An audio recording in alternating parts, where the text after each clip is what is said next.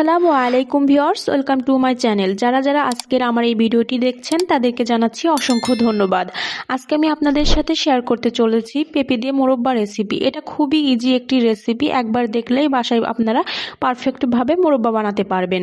তবে ভিডিওটি সম্পূর্ণ দেখার চেষ্টা করবেন, কারণ ভিডিও কেটে কেটে দেখলে কোথাও না কোথাও কোনো টিপস মিস হয়ে যেতে পারে, আর টিপস মিস হলে পারফেক্টলি মোরব্বা নাও হতে পারে। এই রেসিপিটি যতটা ইজি ততটাই কঠিন, কোনো না কোনো টিপস বাদ গেলে পারফেক্টভাবে মোরব্বা কখনোই হবে না। এর জন্য বলবো অবশ্যই ভিডিওটি সম্পূর্ণ দেখবেন।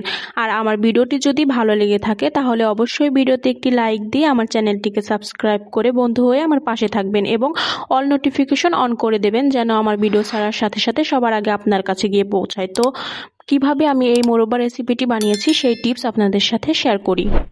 যেহেতু আমি এই মোরব্বা রেসিপিটি পেঁপে দিয়ে বানাবো, সেজন্য আমি প্রথমে নিয়ে নিয়েছি অর্ধেকটা পেঁপে। এবার পেঁপেটাকে ভালোভাবে ছিলে কেটে নেব।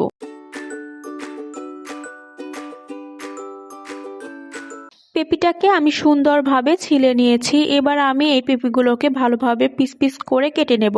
আমি একদম ছোট ছোট পিস করে কেটে নিয়েছি, আপনারা যে কোনো শেপে কেটে নিতে পারেন। এই শেপটা কোনো ব্যাপার না, যে কোনো শেপে কেটে নেওয়া যায়, লম্বা অথবা চারকোনা করে কেটে নিতে পারেন। আমি আমার সাইজ অনুযায়ী কেটে নিয়েছি, আপনারা আপনাদের ইচ্ছে মতো কেটে নেবেন। কেটে নেওয়ার পরে পেঁপেটাকে পিস পিস করে কেটে নেওয়ার পরে টুথপিক অথবা কাঁটা চামচ দিয়ে ভালোভাবে কেচে নিতে হবে, যেন চিনিতে দেওয়ার পরে চিনিটা সম্পূর্ণভাবে পেঁপের পিসগুলোর মধ্যে পৌঁছায়। সবগুলো পেঁপের পিস আমি সুন্দরভাবে কেচে নিয়েছি। এবার ধুয়ে নিয়ে একটি বাটি নিয়ে নিয়েছি, বাটির মধ্যে দিয়ে দিয়েছি 1 চামচ মতো চুন।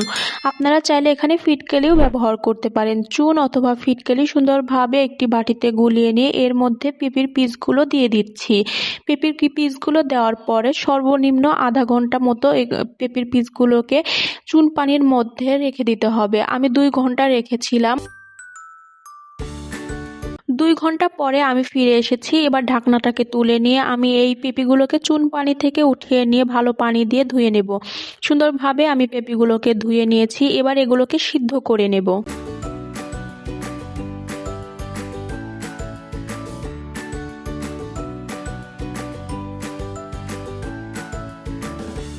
এবার পেঁপেগুলোকে সিদ্ধ করার জন্য আমি একটি কড়াই নিয়ে নিয়েছি। কড়াইয়ের মধ্যে দিয়ে দিয়েছি পরিমাণ মতো পানি। এবার পেঁপেগুলোকে দিয়ে ঢাকনা দিয়ে ঢেকে সিদ্ধ করে নেব।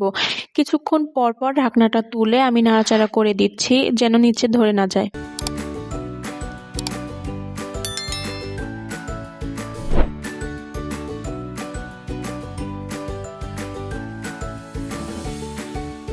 পেঁপে সম্পূর্ণভাবে সিদ্ধ হয়ে গিয়েছে। এবার এভাবে ঢাকনা দিয়ে ঢেকে রেখে দেব ঠান্ডা হওয়া পর্যন্ত। পেঁপেগুলো ঠান্ডা হয়ে গেলে এবার কড়াই থেকে পেঁপের পিসগুলোকে উঠিয়ে নেব।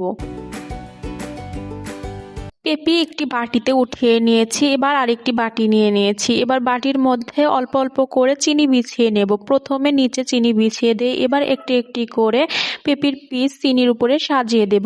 বাটির নিচ বরাবর চিনি বিছিয়ে দেব। বিছিয়ে দেওয়ার পরে একটি একটি করে পেঁপের পিস সুন্দরভাবে সাজিয়ে নেব। এরপরে আবার উপর দিয়ে চিনি বিছিয়ে দিয়ে বাকি পিসগুলো উপর দিয়ে সাজিয়ে দিয়ে ভরপুর চিনি দিয়ে ভরে দিতে হবে। এরপরে ঢাকনা দিয়ে ঢেকে রেখে দিতে হবে চিনিগুলো গলা পর্যন্ত।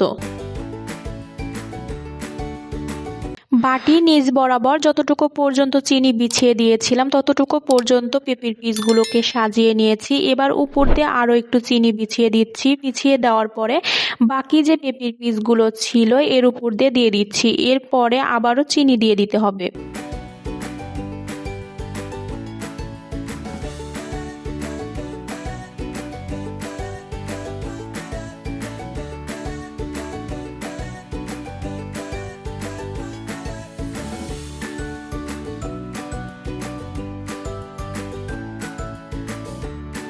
সম্পূর্ণ পেঁপের পিসগুলোর উপরে চিনি দিয়ে একেবারে ভরপুর ঢেকে দিয়েছি। এবার ঢাকনা দিয়ে ঢেকে রেখে দেব চিনিগুলো গলে পানি হয়ে যাওয়া পর্যন্ত। যখন চিনিগুলো গলে একদম পানি হয়ে যাবে এ পর্যায়ে ঢাকনাটা তুলে নিচ্ছি। এবার এই পেঁপের পিসগুলোকে কড়াইতে দিয়ে দেব।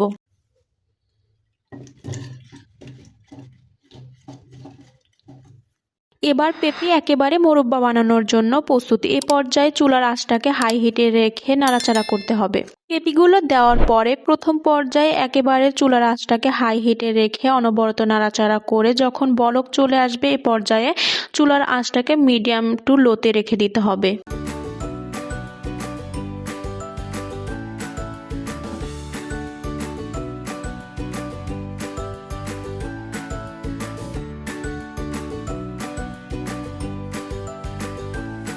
শিরা একেবারে টেনে এসেছে, দেখতেই পাচ্ছেন আমার পেঁপের মোরব্বাগুলো একেবারে চিনি শিরা খেয়ে সাদা সাদা রং ধারণ করেছে। এ পর্যায়ে চুলার আঁচটাকে একেবারে লোতে রেখে বেশ কিছু সময় ধরে অনবরত নাড়াচাড়া করে বেশ কিছু সময় জাল করে নিতে হবে। আর আমি একটা কথা বলতে ভুলে গিয়েছি, আমি যখন কড়াইতে এই পেঁপের গুলো দিয়ে দিয়েছিলাম সাথে দিয়েছিলাম 2টি সাদা এলাচ। সাদা এলাচটা দিলে বেশ ভালো ফ্লেভার আসে, আপনারা 2টি সাদা এলাচ দিয়ে দেবেন সাথে। আমার মোরব্বাগুলো অলমোস্ট হয়ে এসেছে, দেখতেই পাচ্ছেন উপর দিয়ে চিনির দানা উঠে গিয়েছে। এই পর্যায়ে চুলার আঁচটাকে বন্ধ করে দিয়ে একটি বাটিতে তুলে নেব। এ পর্যায়ে কিন্তু কড়াইয়ের মধ্যে রাখা যাবে না, তাহলে চিনির থেকে পানি ছেড়ে দেবে। কড়াই থেকে নামিয়ে এনে ঠান্ডা করে নিতে হবে। যখন মোরব্বাগুলো ঠান্ডা হয়ে যাবে এখন আমি মোরব্বাগুলোকে একটি প্লেটে সাজিয়ে নিচ্ছি।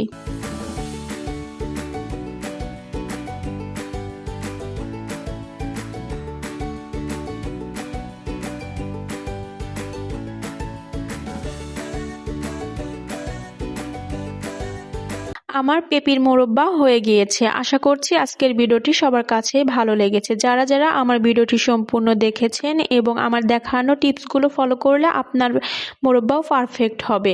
যদি আমার ভিডিওটি ভালো লেগে থাকে তাহলে আমার ভিডিওতে একটি লাইক দিয়ে আমার চ্যানেলটিকে সাবস্ক্রাইব করে অল নোটিফিকেশন অন করে দিয়ে যাবেন, যেন পরবর্তী ভিডিও ছাড়ার সাথে সাথে সবার আগে আপনার কাছে গিয়ে পৌঁছায়। আজকের মতো ভিডিও এখানেই শেষ করছি। সকলেই ভালো থাকবেন, সুস্থ থাকবেন। আসসালামু আলাইকুম।